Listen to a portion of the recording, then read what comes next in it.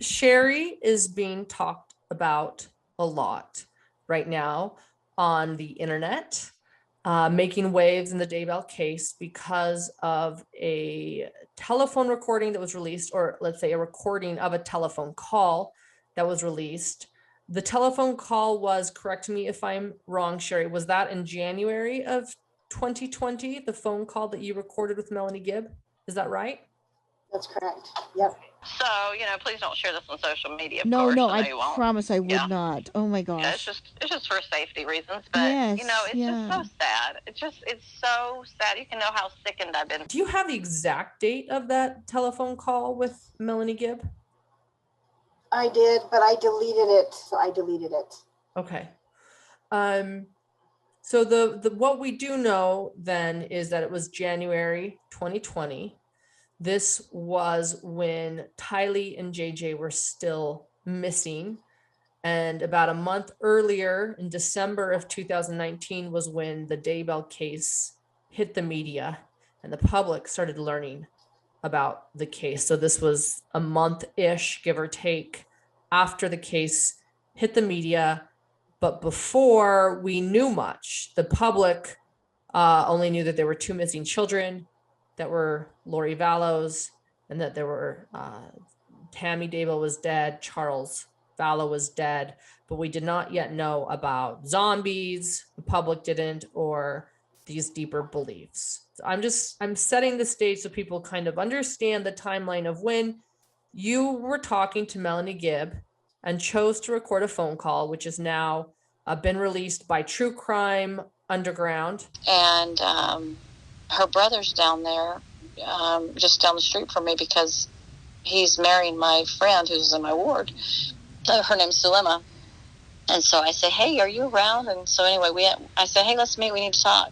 So I said, hey, Alex, I said, do I want to know what happened to JJ? And he says, no, you don't want to know. I went, what? Oh my goodness. And she goes, I told Lori she should have never got you involved in this. I'm like, yeah, she should have never got me involved. That was not smart. That is a Facebook group of web detectives who have been analyzing this case.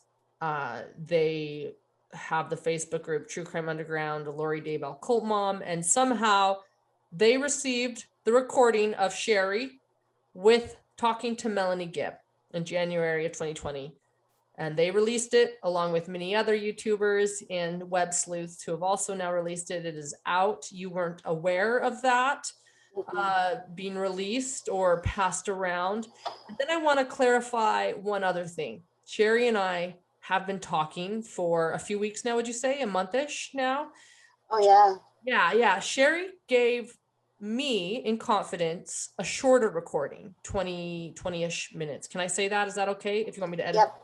No, that's fine. Okay, and you requested I not share that with anyone, which I did not, because I have collaborated with True Crime Underground at numerous times, and one of their admins is often my YouTube moderator.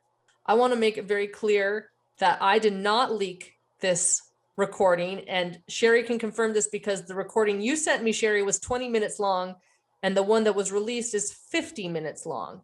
So I want to put all speculation aside there too. I am not the person that released this recording. You sent it to me in confidence and I kept confidence. Yes, that's correct. Yep. Okay. Thank you for clarifying that too.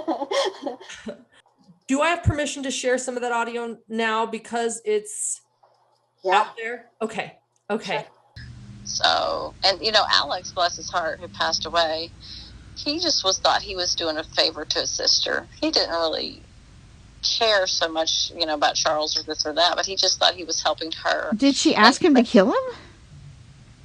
Well, to self-defense. Take me back to your relationship with Melanie Gibb leading up to this point. Can you do that? Help us understand the backstory? Sure. No, we've never ever met. So okay. So she's never seen me personally. Maybe she looked at my pictures. I don't know, but we've never met. But it started April of 2017 is when I went to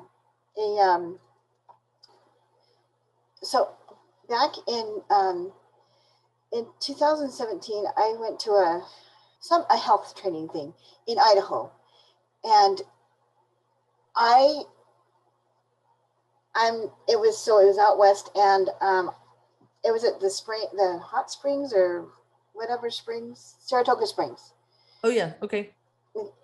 And at night we just was free time, and all these women were around just one little somebody's iPad or something, and this guy named Mike Stroud was live with his wife talking, and I didn't know who they were, but I knew that I just felt the excitement of everybody. So I listened to it. He gave a talk, kind of like a church talk. I don't even remember exactly what it was, but they're like, "Oh, he's wonderful, and you should." And they told me that I should listen to his podcast. So they told me how to download it and everything. So I started listening to his weekly podcast. And I'm going to just interrupt quickly and say, for those, Mike Stroud, we learned, was Jason Mao's seminary teacher. Exactly. He's now an excommunicated member of the church for teaching doctrine that the church did not want him to be teaching. And he was someone that Lori Vallow Daybell liked and listened to. Sorry, go ahead. Just Wow. to help people understand.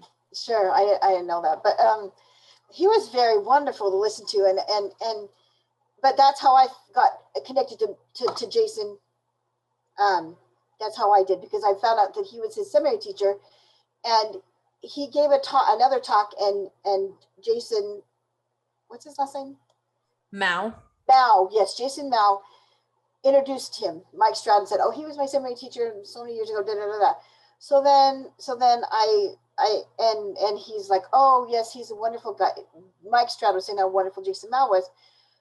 So then I started listening to Jason Mao's podcasts, and I think, and somehow this wasn't even a prepared people situation where he was talking at either, but somehow Jason Mel, they said, we have Preparing for People, whatever. Somehow from that, I found out that there was the Preparing for People group, and I was listening to all of Jason Mel's Time to Warrior Up, and then he had Lori and Melanie Gibb on with him. So then when Melanie, during the I don't know how far along, they had said, "Oh, she just wrote, her book is just out now." So I ordered it on Amazon, just the reading one, not the physical copy of it. And I would listen to it from my Alexa. She reads them to you. Oh, she just answered me. But you don't have to actually, you can actually listen to it, so you don't have to pay for an audio copy, so it's cheaper. So I listened to it, and that's how I got to know Melanie. So then I reached out to her just through Facebook messaging, and that's how we would talk. We didn't even email each other. We just did Facebook messaging back and forth. I liked the book. I thought it was really good because it just seemed like she learned how to love her husband, who was a very difficult marriage. And there's some similarities that I could relate to. So I thought that was really neat. And she had one child that was special needs. I've got 3 grown sons that are special needs. So, and she just seemed like she learned to be a really amazing mom. So I thought it was a great book. This is the book Feel the Fire by Melanie Gibb. Yes. Feel the Fire. Was that? When did that come out, by the way? When was that released originally? I don't know. I can't even tell you, but it must have been, it could have been in like 2018 sometime, I think. Okay. Yeah, I'll take a look at that. Yeah. Anyway. So, I didn't get a physical copy until after everything came down. So then I ordered a physical copy because I wanted to see what was so alluring about it. And then the front of it, the forward, had Lori and Chad. They were the only ones that wrote forward in it or whatever, saying what a great book it was. And I threw it in the trash. I was so upset because by then we knew the kids were dead and they were in this big cult together. And I was like, oh my gosh, that was just a cult book. Anybody that looks at a book now, they're going to be like, this is trash. This is ridiculous. So, but that's how we got talking, was through those podcasts and through the book. But so she called me and no, No. Okay. So when I started hearing in the East Coast, I'm on the East Coast. I didn't start hearing about this stuff in the news. I think it took longer to get out here than it was in the West. Mhm. So I messaged her and I said, "Isn't that Lori, the same one that you did these podcasts with?" And she said, "Yes, it is." And I don't remember exactly what she said, but she said, "Can I call you?" So we set a time for her to call me on a date in January. How often had you guys talked at this point? I know you've never met her, but how often would you say you conversed with Back each and other over forth? the phone? Yeah, over the phone, but specifically the phone. Oh, just one call. That's the only time we ever talked on the phone. Just that. This call. That's The it. only time you've ever talked was this call. Exactly. I didn't even know her voice or anything. You know that. But I did. Sorry, for the podcast, I knew her voice. She was very Southern because she's from the South, so I knew that she. And so, but so yeah, I knew what her voice was, but I didn't know what she looked like. Because I listened to the podcast, I didn't see them, any of them, so I didn't know what Chad looked like or any of them looked like.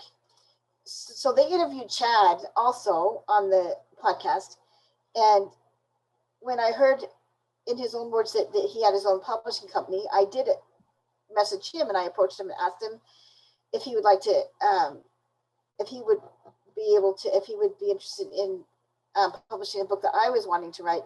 And he said that Amazon had put him out of business, that he was no longer publishing other people's books. When was this then exactly that he said? This was about 3 months before his wife ended up dead. 3 months before Tammy died, which was, she died in October of 2019. So this was maybe the summerish of 2019. Okay, thanks. Exactly. And so I said, and he said, I'd like to, but Amazon has put them out of business because they can publish so much and all this stuff. And I said, okay, thanks. Then I heard from the Preparing to People. I joined the Preparing to People group on Facebook, and I didn't go to any of their stuff because it was all out west.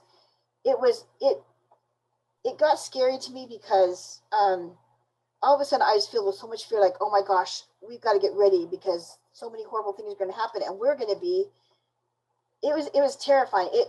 For me, it scared me because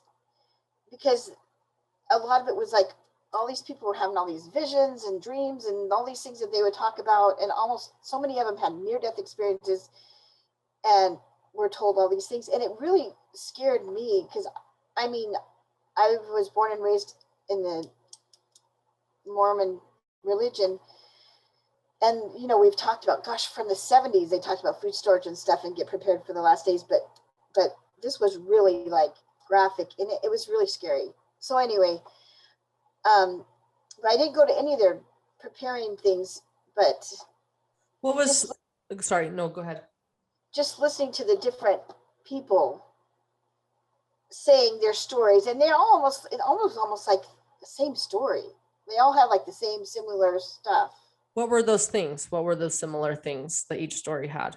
They had really extreme trials in their life that made them turn towards God, and like even like if they had a near-death experience or just trials, like Jason Mao, he was a police officer, and then both of his hands, I think it was like both of his he tore both of his main muscles on the back of his legs, and he was down in bed for months, and so he couldn't work anymore, and his wife divorced him or something, and so he had to turn to God because it was just him and God, and he didn't even know if he wanted to live anymore and stuff. And then Lori, hers was like, she didn't go into detail at that time like she did in that recorded thing that got out. I think I'm sure I must have heard that one myself, but it was that she had a lot of trials. She didn't really be specific though, but she said she had a lot of trials, and she did say that she had a daughter that was molested by a former husband and stuff, and so somehow that was like a really major trial that turned her towards God.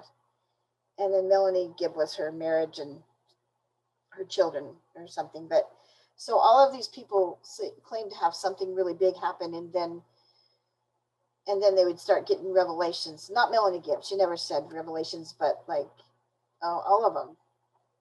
There's so many, all the lists of people.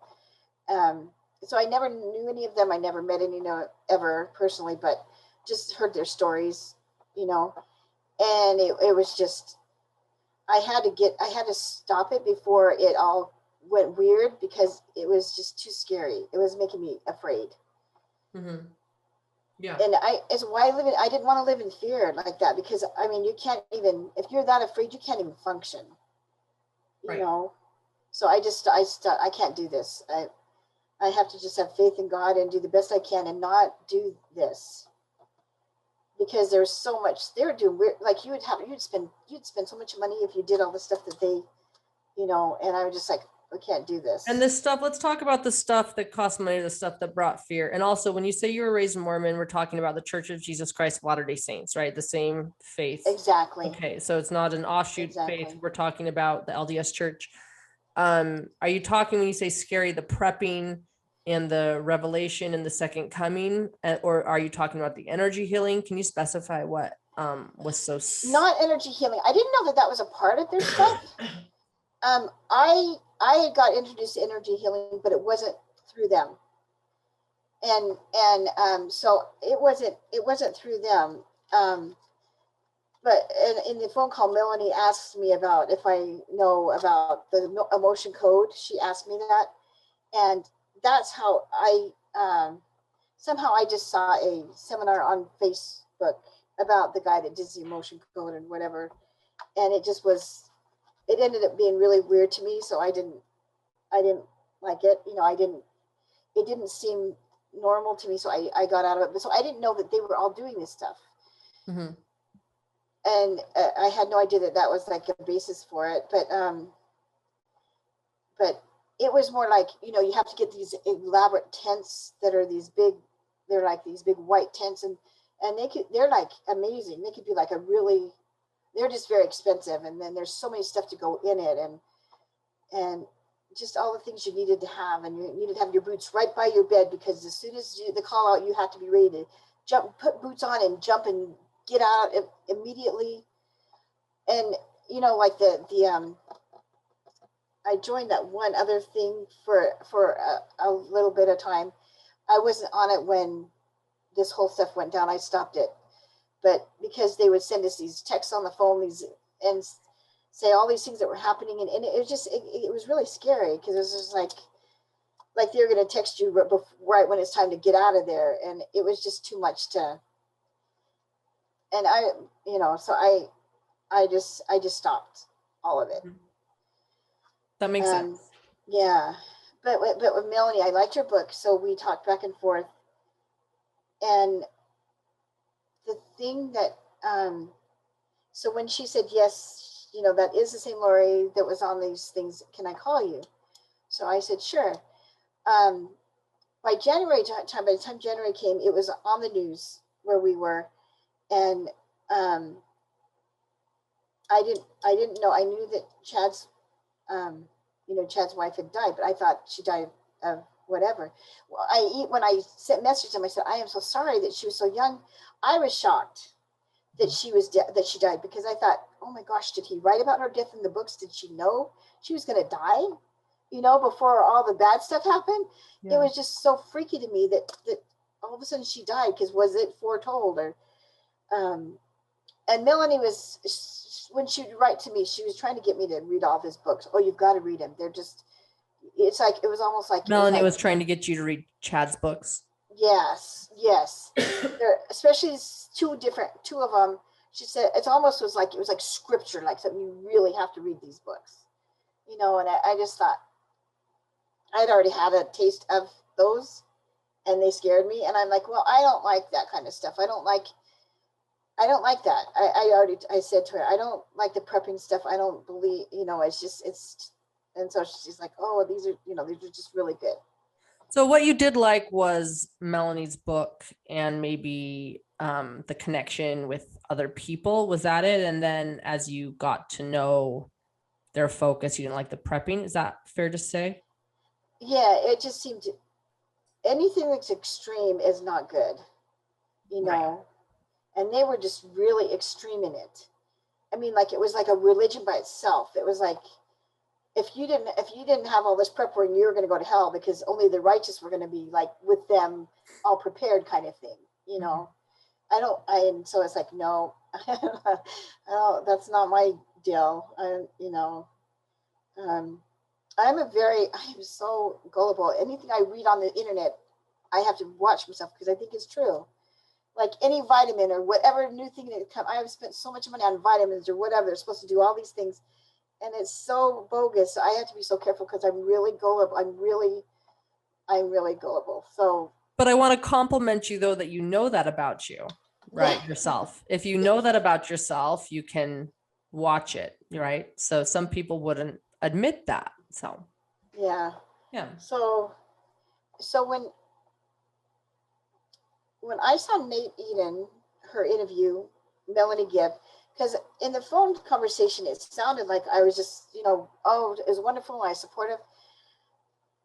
But then I saw it was not true. There was a lot of differences from what she told on TV to what she told me on the phone. So really quickly, let's go back to that for just a second. Okay. And I'll play some of the recording here Okay, right now. good. My brother and my husband and my nephew are all zombies now, and they all want me dead. Oh And my goodness. Oh yeah, it gets crazy. So anyway, they have the shoot down and everything, and she grabs his phone and they fight over that, and then Tylee, her daughter, picks up the bat and tries to defend herself or hit him or whatever. She doesn't like him anyway, and she doesn't like anybody, and so anyway, they shoot him. And so I've talked to the police officer. He goes, she was really happy for somebody that just had her husband shot dead. She was like, "Oh, how are you?" She's real positive and upbeat. And I was like, "Oh, that's not normal behavior to somebody that gets blown away in your front room." Yeah, exactly. And I mean, that would traumatize me. But anyway, so she's told to move up to Rexburg. The Lord tells her, move up to Rexburg now. She takes Tylee and JJ with her. Tylee and JJ are up there. I know she's up there with both of them because I can hear them on the phone in the background while she's packing and moving in. She clearly wanted to talk to you on the phone to probably avoid being recorded or screenshot. You actually, to me, sounded shocked. This is in January, again, 2020, before her interview with Nate Eden, before the public really knew about zombies or past probations or these intense, extreme cult teachings. You were talking, and how did it go to the point that you started recording? Can you take us there? Yeah, because it starts in the middle of the conversation, in the middle of the call. It was just weird to me that she just out of the blue say, "Oh, can I call you?" And so then she just starts telling me about the situation, and it was, I know that she knew that I like admired her, like I kind of had her on a pedestal because I loved her book.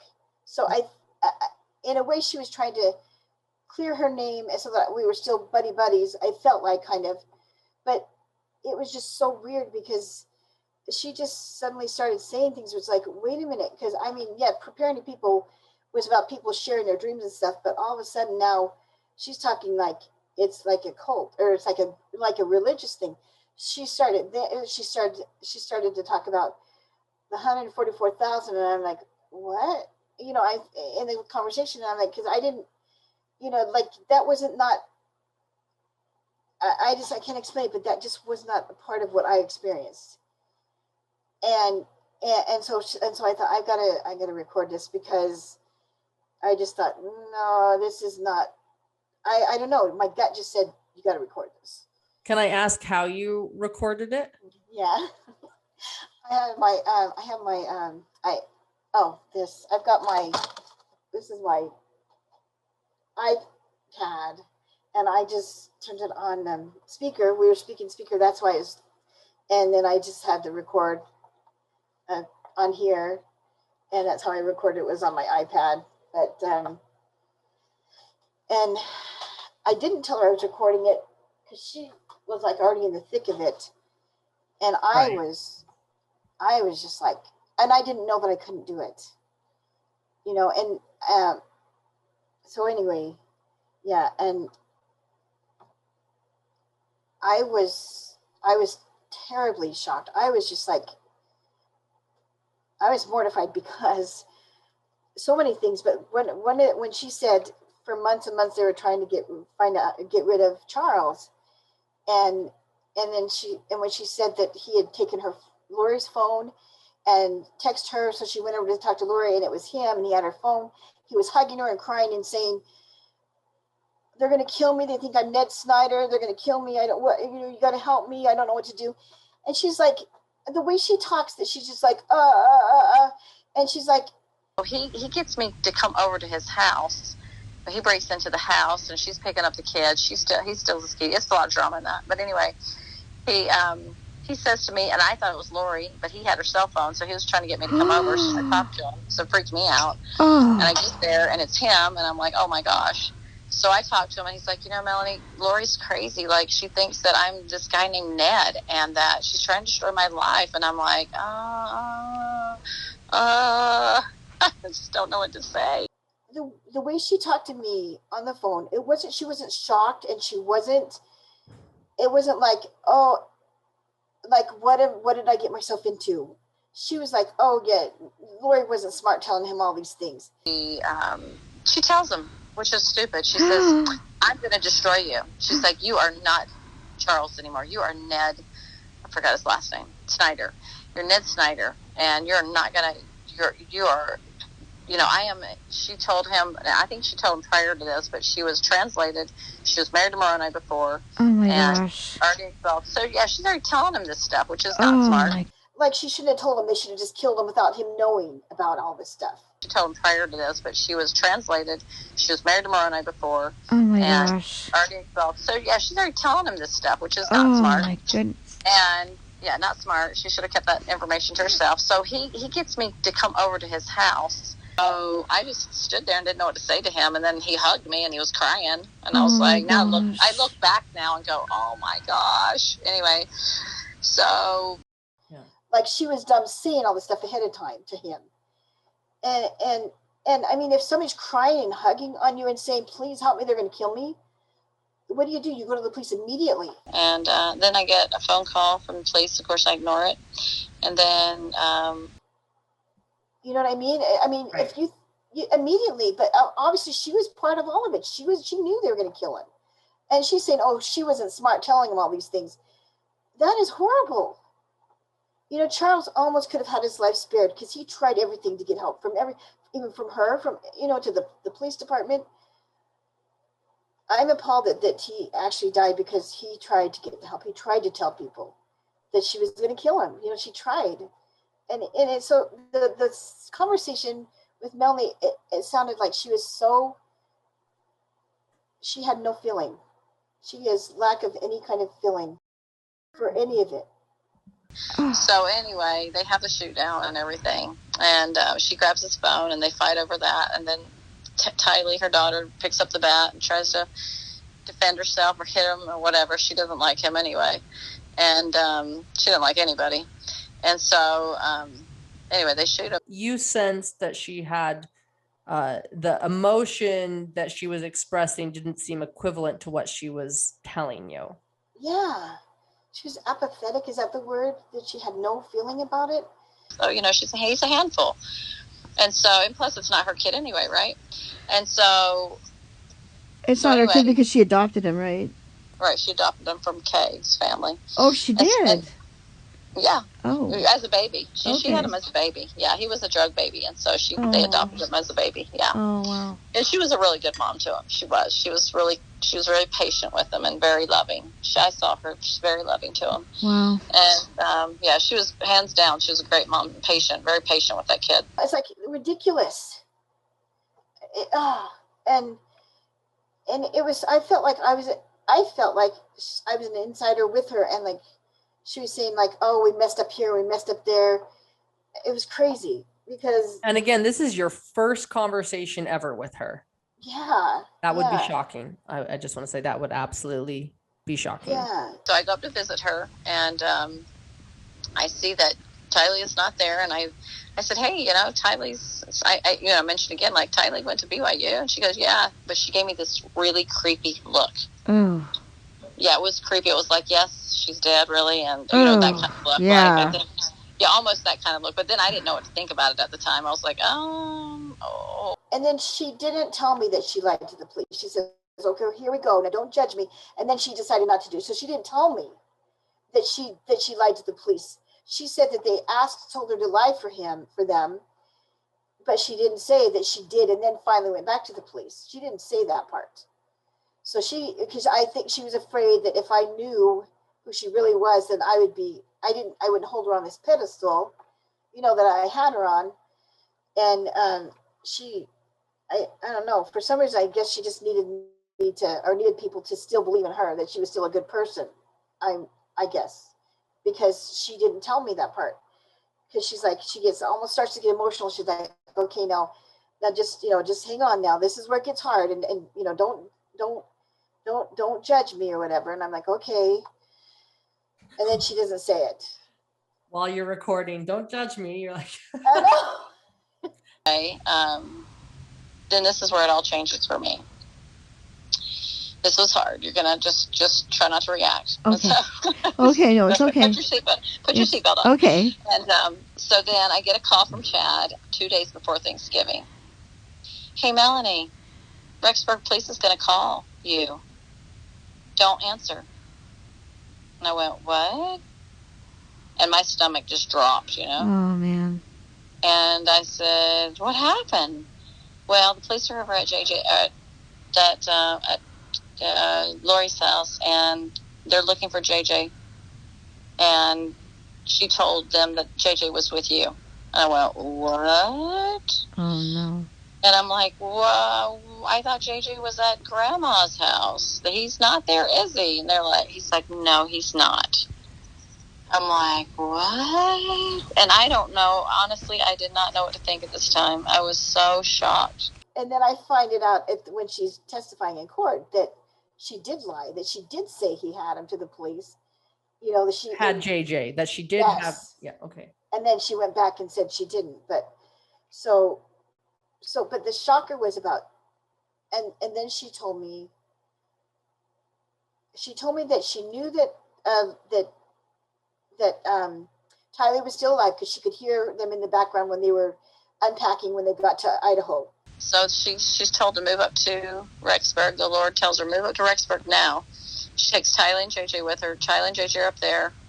I know she's up there with both of them because I can hear them on the phone in the background while she's packing and moving in. So she knew Tylee was alive at that point.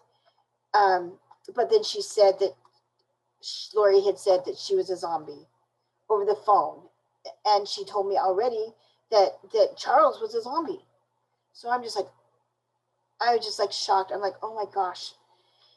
And she's like, and she said, Tylee said in the background, not me, Mom, that she heard her say that when Lori told her over the phone that she was a zombie now. Yeah. And then she said, and then she went with a friend. She didn't say it was David. She went up there to do a pod thing and a pod, but podcast. She went with David to Idaho to do the podcast. Mm-hmm. Yeah, she said it was just she didn't say it was him, but in the recording, but she said, and she said that they said that Lori had said that he was a zombie then. JJ's there, and she tells me he's a zombie now. Oh my goodness. And so was Tylee. Oh no. So people that are zombies, they don't end up staying alive, as you probably see the pattern here. And so, anyway. So I'm in so much shock. And then she also talked about Tammy. She talked about Tammy. She said she was supposed to die in a car accident, but she didn't die in a car accident. And so she said, we just had to do whatever we had to do to pray to get her spirit. Lori said to her, we had to do whatever we had to do to get her spirit to get her out of her spirit, which she probably meant get her spirit out of her body. And so, and I said, well, how did she die? She goes, well, we just had to do what we could to take her out of her spirit. Something like that. Uh-huh. She said that Tammy had gotten right before they killed her, a couple weeks before they killed her, that she was starting to question and thought that there's something going on between her and Chad Daybell. That's what Melanie Gibb says on this conversation. But she claims that she didn't know she was dead, and then Lori called her and told her that she had died or whatever, and she didn't hear about it because she doesn't watch TV or something. And I call her in Hawaii and I said, hey, guess what? She said, you know, Tammy just died. Do you know this? And she goes, no, I haven't heard it yet. And Oh my and I goodness. said, well, what happened? What happened to Tammy? And she goes, well, she was a zombie 2 weeks before she died. I was like, really? She goes, yeah, she was starting to question our relationship. She was wondering if he was having an affair. I said, oh. So I'm thinking she said a prayer and her spirit went home. That's what I'm thinking, right? And so, like, maybe she did some kind of, like, blessing or something, you know, like people can do that, I guess. I don't know. And so anyway. But for me, it was so shocking to me to hear about Tammy's death, Charles' death, and the kids. And she didn't say, oh, I know that he killed them, other than that they're dead, that they killed them, other than she said they're zombies. So, she did say when she went up there to do the podcast, she asked where Tylee was, and she said Tylee was at Idaho, BYU, Idaho. And she said, but she gave her this real creepy look, like, but you really know she's dead. This look on her face was this real creepy look. I mentioned again, like, Tylee went to BYU, and she goes, yeah, but she gave me this really creepy look. Oh. Yeah, it was creepy. It was like, yes, she's dead, really, and you know, that kind of look. Yeah. Like, I think. So I listened to all this stuff, and I'm just like, I can't believe it. I just was in shock. And when she talked about Charles being dead, she said, she told him to kill. She asked Charles, her brother Alex, she asked him to kill him. And she said, well, yes, in self-defense. And, you know, Alex, bless his heart, who passed away, he just thought he was doing a favor to his sister. He didn't really care so much, you know, about Charles or this or that, but he just thought he was helping her. Did she ask him to kill him? Well, to self-defense, yes. Well, they planned it. You can't ask somebody to kill somebody in self-defense. But anyway, I was just in so much shock about all of it, and I thought, this is just crazy. And I thought, you know what? And I asked her, I said, Millie, aren't you afraid that what if they figure you're a zombie next? Aren't you afraid something's going to happen to you? And she's like, oh no, because I'm not in the way of their wanting to be together. She just thought that they just got rid of people that were in the way of their doing their mission or whatever. And she wasn't in the way. Can I ask you, are you ever been afraid for your safety since you were so close to, what if they decide you're a zombie? Yeah, well, I'm not distracting from their mission being together. Their whole thing is they want to be together. Oh, okay, good. So I'm not stopping them from being together, so they don't have any reason of popping me off. So she said she wasn't afraid. But I was afraid. And I thought, oh, if she's telling me this, am I going to end up dead? I was afraid. So I thought, you know, that's why I thought, man, no wonder I tape recorded this, because what if I end up dead? Just knowing her telling me this stuff. I had so much guilt over, I just knew the kids were dead, because, and that was January. They didn't find the bodies till June. Maybe they knew or suspected, maybe the ground was frozen and they couldn't even get there till summer, maybe, because Idaho is frozen in snow. So they might have known it anyway. But I just felt like I knew something that nobody even knew. And it was just eating me alive. Yeah, it's sad. I don't think the kids are alive. It's sad. And I'm on the East Coast. I don't really know anything. I don't know how to contact the police, but I thought, I've got to send this to the police. So I tried to send it to Idaho, and they gave me a name, and forgive me, but I deleted everything. So I don't even know who it was, but they said, send it to somebody in Arizona. So I sent it to them, and he said, I've gotten it, and I've listened to it, and can I call you? So this detective guy called me after he heard it, and he wanted to know how I got the recording and why I recorded it. And he said that they were going to hold it for evidence, but he didn't say like if it was going to be against her or if it was going to be for her, you know. Just that they were going to hold it and value that you sent it to them. Yeah. He said that it's kind of what she said, but there's more emotion to it on the recording. It's more in depth or something on the recording, the phone call, than what she kind of. On your phone call. Yes. And so they were going to keep it for evidence. And that was it. I mean, they never said anything else. And so I felt more at ease because I felt like it had so much effect on me. I felt like I killed those kids because I knew they were dead. And I just thought, somebody's got to hear this. Somebody's got to see this and know what's going on. And I sent like just a quick message along with the recording. What I had said was, let me see, I said, with the recording, I said, I feel you should look closely at Melanie Gibb in the murder of Charles Vallow. I'm not close friends with her. I have not met her personally, but she called me last January in this taped phone conversation, and she shared knowledge of knowing Charles was going to be killed before it happened. She also tells how Lori stole the truck and got rid of Charles' personal effects, etc. Melanie tells in this taped phone call conversation more than she may be let on to authorities. I taped the conversation by having my phone on speaker and using an iPad to tape the call. I have felt really uneasy ever since the call, like there may be needing more information in this call. So anyway, so that's what I sent with the recording. And do you feel some relief then that the recording is out now? Well, I mean, I feel I'm upset that the police leaked it because they're the only ones that I sent the copy to, is the police department.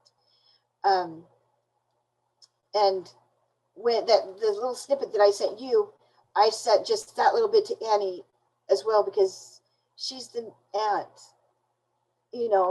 and I know she's had a really the aunt of Tylee, the aunt of Tylee. So you sent a snippet to me and to Annie. Okay. Yep. To Annie first, and then she's the one that helped me to say that, found out where I lived, and she said, "Oh, you're not supposed to record in Massachusetts. You have to have both people know it's okay, or it can be a felony."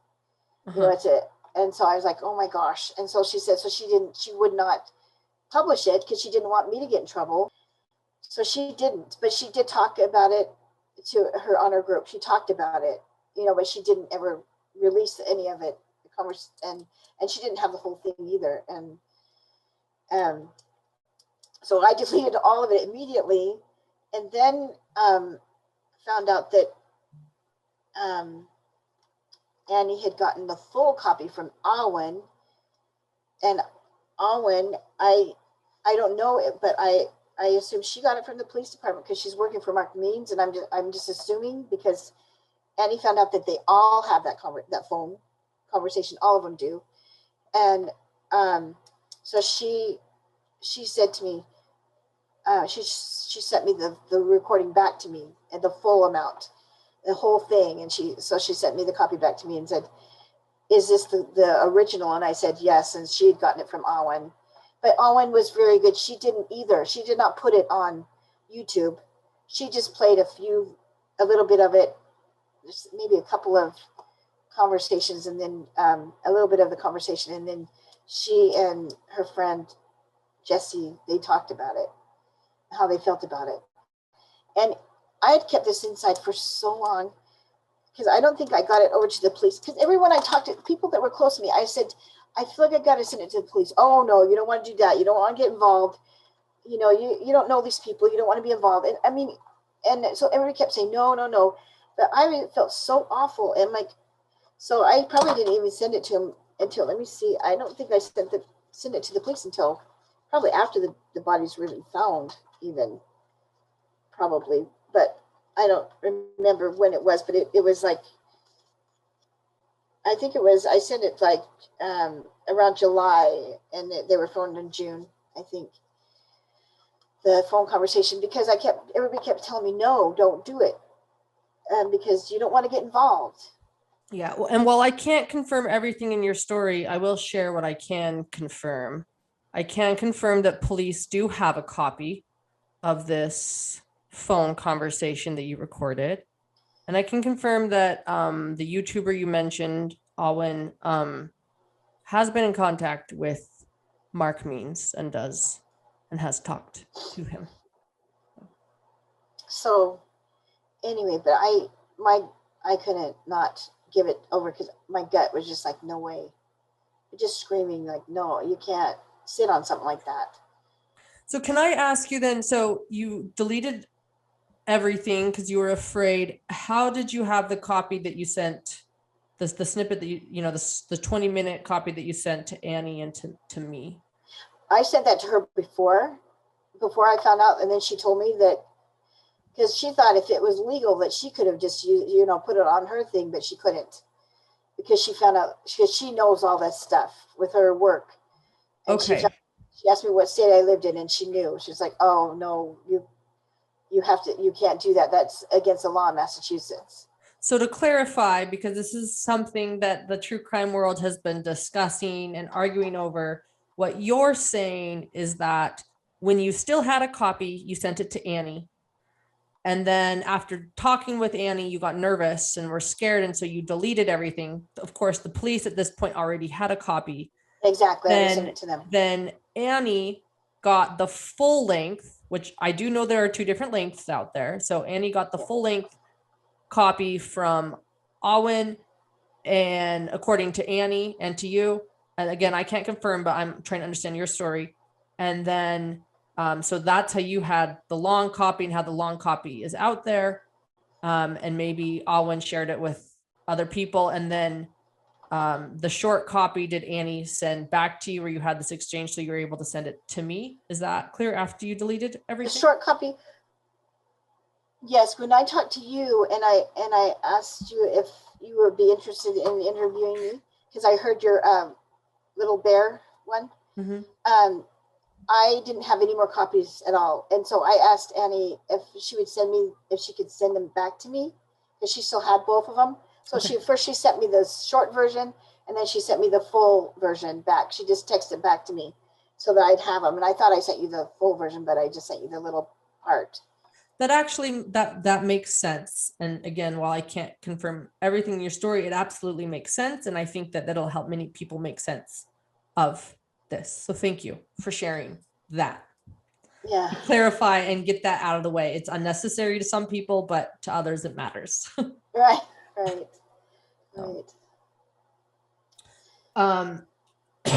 And so we don't know where Alwyn got her copy, but you speculate it was maybe from Mark Means.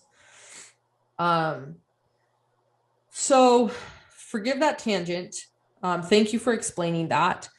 So you got this recording. Take me back to getting this recording. You got it. You can't believe it. It's the first time you've ever talked to Melanie Gibb in your life, and she dropped something so shocking, so appalling.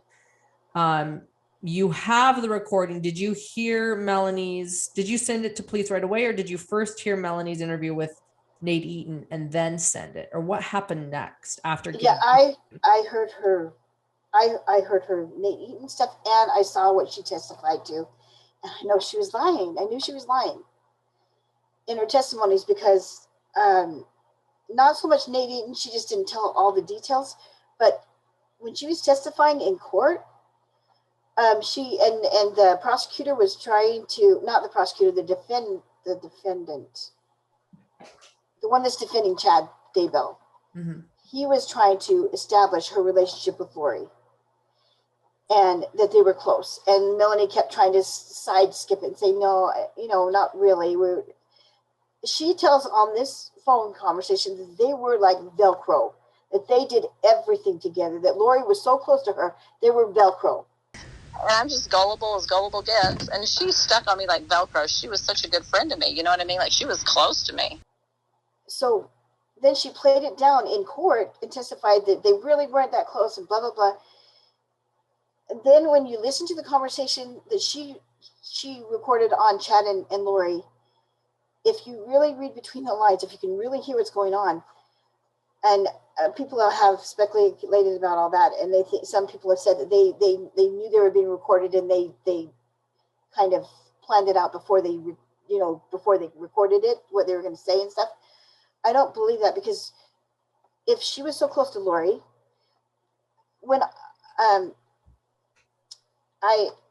in my past, I had cult experiences, and the thing that the people with cults have to do is they have to always get a personal reformation that whatever is the new revelation, you have to know that it's true. Like you have to have like and you have to have other people that all agree with it. Like if you have more than one, if you have other people that are all saying, yes, it's true, I know it's true. And the thing that really bothered me about, like Lori was saying to Melanie, like, what happened to you? What's changed? Have you been talking to David? Somebody's gotten a hold of you, because all of a sudden her story's changed. In this recorded call. Again, there's a lot of recordings in this story. You recorded Melanie Gibb. Melanie Gibb recorded Chad and Lori. So I decided to call Lori and Chad, and I recorded it. And so you're talking about when Melanie Gibb recorded their call, Lori's saying you've changed, and she's calling Melanie out. And that was that was a sign to you. Never had any idea that you would be the person of all people to track me. I cannot believe I am asking questions, and I am concerned for you. That is what somebody does when they care. You don't sound like you're concerned. You sound like you're accusatory. You do not sound concerned. You sound pissed off. Exactly, because if they're Velcro, then Melanie's going to know everything. She'll know she knew everything. She was right there. She was a part of all of it. This is my opinion, because I've been in those situations before. You know, and so it really, really bothered me, because she told the other guy, I don't do names, guys, I'm sorry, but the one that was trying to get her to say how close she was to her. Oh no, we weren't that close. We weren't. And she says on my recording, we were Velcro. And then that other interview with Lori's nephew that used to live with them, Zach Cox, that's the son of Adam Cox, Lori's brother, and Nicole, Lori's sister-in-law. Mm-hmm. Yes, he said that Melanie Gibb was there. Because Melanie says here, oh, Lori did these. She said that Lori did all these things, stole the truck and packed his stuff and got rid of all of it. But he knew that Melanie was right there with her, because she was living there at the time, and Melanie did all of that with her. But on the phone, she was saying to me, oh, Lori did all this stuff. And she said, are you sure you're supposed to be doing this? Oh, yeah, Melanie, God's telling me exactly what I'm supposed to be doing. Charles was upset because she just tried to destroy his life. She told him, he was out of town when she found out, and he was in another state. And when she flew back home, she took his truck and hid it, took all the keys and took them from him, emptied all his clothes in the house. I mean, tried to destroy his work, his life, everything. Goodness. And I was like, hey, do you think that's a bit extreme? Like, are you sure you're supposed to do that? She goes, Melanie, the Spirit's telling me exactly what I'm supposed to do. And I'm like, oh, okay, well, I'd say, So she was trying to pretend like she wasn't a part of it. But then you know what I mean? So in other words, Zach Cox, you're hearing Zach say, Melanie helped Lori move all of Charles's stuff, where on the recording, the way Melanie's describing it to you is Lori did all the stuff, and she left out that she was part of that. All a part of it. Zach Cox. Okay. Exactly. So, I just, I just felt like I called her out on, I wrote her something on Facebook, one last message, and I just told her, I said I just knew that none of it, I don't know, that she could have saved 4 people's lives and stuff. And it was just very, very upsetting. And then I deleted everything. I saved some of it, I copied it and put it in my notes on my phone. And then I just deleted it and I blocked her, because I thought I don't want anything more to do with it, because it just wasn't true. None of it was, And thanks for explaining that too. So I have some screenshots and copies and pastes from your notes, but I don't have screenshots. And so what you're saying is you copied and pasted some of them, but deleted everything because of your emotions and feeling fearful. Yes. Yes, I did. I felt afraid, because I've been in experiences where you don't tell, you do not talk about these things, or you will end up dead in certain cult things. Mm-hmm. You don't do it. You can't tell about it. So. Okay. You're helping bring a lot of clarity. I can't imagine what it would felt like talking to someone for the first time and them bringing this up. I can't imagine what I'd do with it. And so you send it to police. You said that you admit that you're gullible, that you fall for things on the internet. Do you feel like you fell for preparing a people for a little bit, or for Melanie Gibb, or Melanie for this Gibb. group? Okay. Melanie Gibb, because her book was amazing. She had a lot of scripture in it, and it just seemed like she had just this wonderful experience where she learned how to just be so loving. And I mean, I'm a caregiver of 3 adult sons with special needs, and you know, I just want to be better and better for them, mom, for them. And so I just like, wow, it just sounded like too good to be true. When it sounds like that, then you know it's too good to be true. You know, and I just thought, wow, it was just an amazing thing. But it wasn't anything weird either. It was believable, because it wasn't like she didn't say, oh, I had this vision and God came to me and I saw Christ personally. Nothing like that. It wasn't weird like that. It wasn't like out there that you're like, you know what I mean? It was more like she learned it through study and prayer and stuff. And so I really thought it was good. But the thing that really, when I saw on the physical copy that it was Chad and Lori that wrote in it, I just threw it in the trash. I'm like, oh my gosh. I was just, if I had known that, if I'd bought the book way back, then I probably wouldn't even have talked to her on the phone. I probably would not even have, you know, because I had known she was really in cahoots with really bad with these people. But I know, it's sad, you know, everybody, you know, Chad was such a nice guy. You said that she would encourage you to read Chad's books early on, before the recorded phone call, while talking to you and being your friend. Do you recall what she would say about Chad's books, or why she wanted you to read them? she said that they were really amazing, and that they were 2 specifically, 2. I don't even know what they were, but 2 of them, she said that they really, the way she talked about it was almost like they were like scripture, you know, but that they were really good. I really should read them because it would help me understand. And I said, I don't like that stuff, because I'd already gotten afraid of that stuff. I didn't want nothing more to do with this. The thing that really, this thing that really bothered me was because the people out west, when I went to this retreat, that's what it's called, a retreat, they were talking about, I don't know Julie Rowe at all. That's her name, right? Julie Rowe? Julie Rowe. Yeah, you're not familiar with Julie Rowe.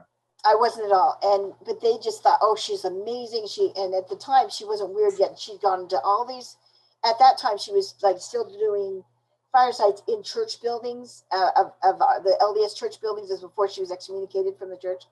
And so they told me about her book. So I read her first book. And she said all these things you need to get to be prepared. So that kind of got me in the mindset, because you need like axes, and you need all these tools and things like, you know, just all this stuff that I didn't even think about. You know, we're told get food and water, but all these other things that she in her book. So that's what started me at first thinking anxious. And then as the prepared people stuff, they're, you know, testifying of all their visions and their dreams and stuff like that. It was neat, but it was, when it came down to, like tents and all these things that you need to buy,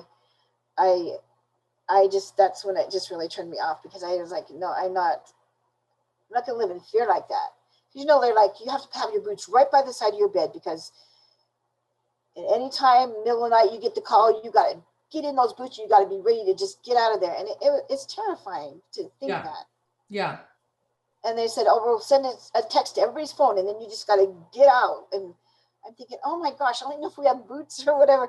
You know, how can we keep boots for all my boys? They're special needs. How am I going to get them in? Oh, it was just so much. It's like, how can I get them in their boots and get them out the door? And so we're like a prideful group of preppers. You know that? Oh, like, yeah. It would be scary. That would be scary. That would be intense. Yeah. Did she imply that Chad's books were real? That they was real? That they were future events? Yes. Okay. Yeah. And I already, from reading that Julie Rowe one, I already said, I don't want to hear this stuff anymore, because that was enough for me. So I'm just like, no, I don't like that kind of stuff. And she's like, oh, I understand. I understand that, but they really are good books. But yeah. Julie Rowe got really out of control. She's now put a podcast out about him and Lori.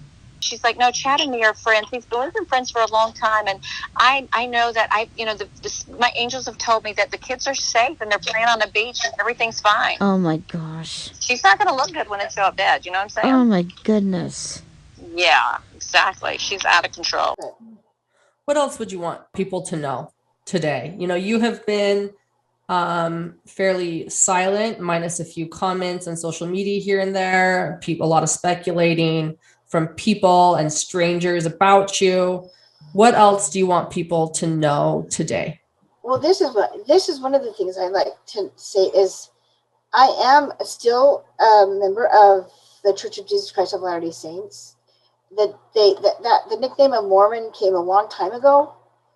Like when the church first started, they just, because of the Book of Mormon, they call it people Mormons that were members. Mm-hmm. And that made it like people thinking that we worshipped other things and that we didn't believe in Christ. But we believe in Jesus Christ. And the thing, what I'm getting the point of, and there's a point here, is Chad and the teachings about the multiple probations. There we go. Thank you. Multiple probations would totally negate the mission of Jesus Christ. It would totally negate it. Why Christ would never, you don't believe, if you believe in that, you really don't believe in God or Jesus Christ, because Jesus Christ would not have had to suffer and die on the cross if you just kept coming back again and again and again and redoing it. I mean, he did it. He only had to do it one time. He suffered for everyone. And so it is so way out on left field.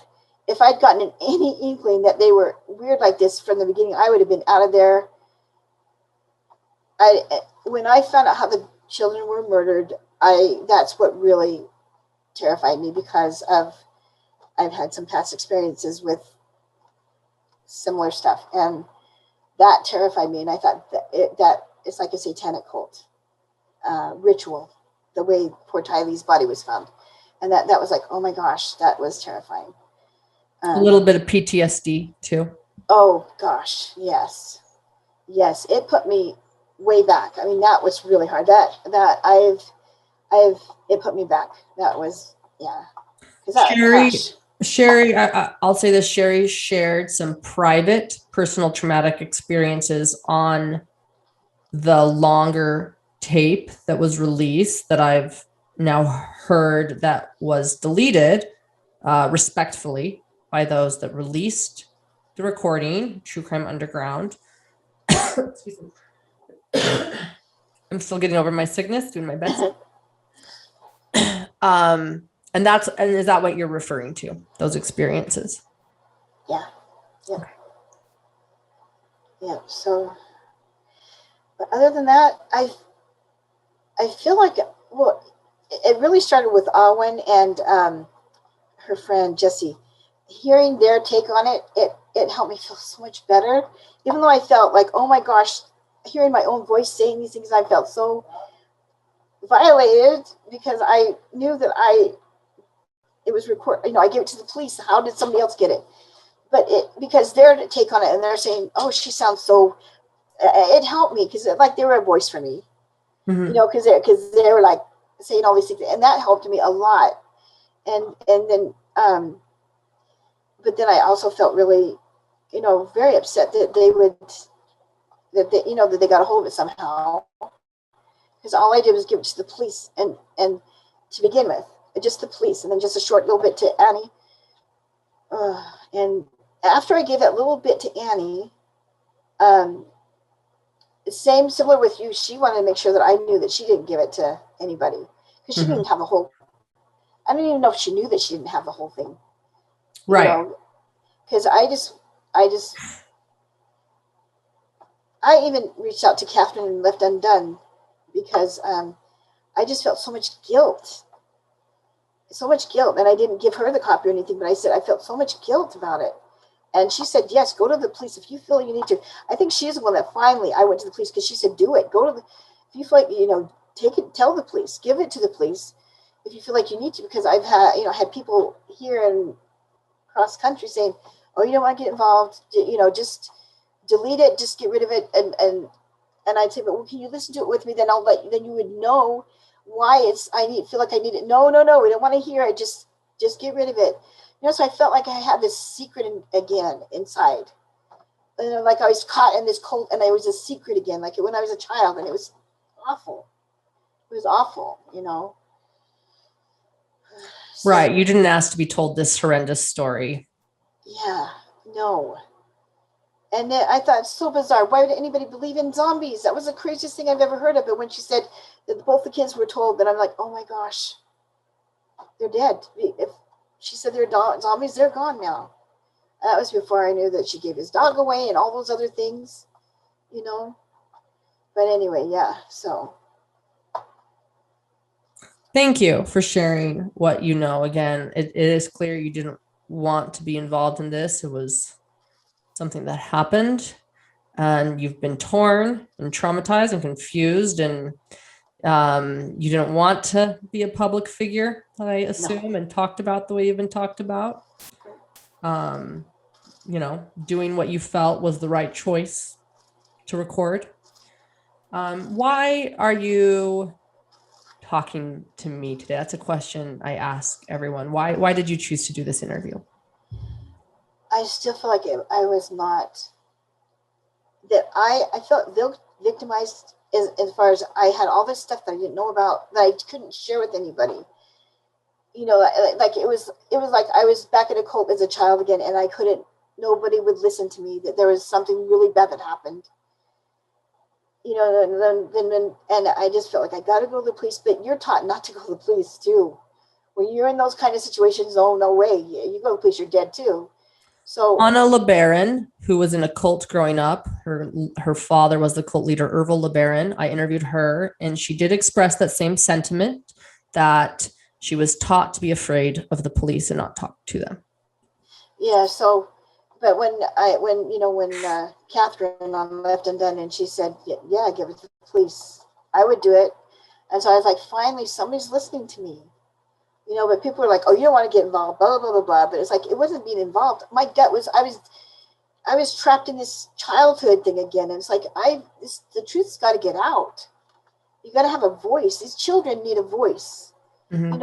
For the poor children, they need a voice, because innocent children that are sacrificed like that, it is so evil, and they needed a voice. And I'm like, I don't want to be the one keeping a secret that they're dead, so it's helped to be able to say that I was traumatized by this phone call, and I didn't mean to do it illegally, but I honestly was afraid for my life. And I thought, well, I'll have this conversation. If I ended up dead, I'd have this evidence that I was told all this stuff ahead of time. Right. That makes sense. So, you were protecting yourself. It was self-preservation. Yes. Yep. And that's it. Thank you for talking. Thank you for sharing. Yeah, so anyway, I've been humbled, I've been broken down. I mean, holy cow. Just not been fun. But anyway, I feel peace now.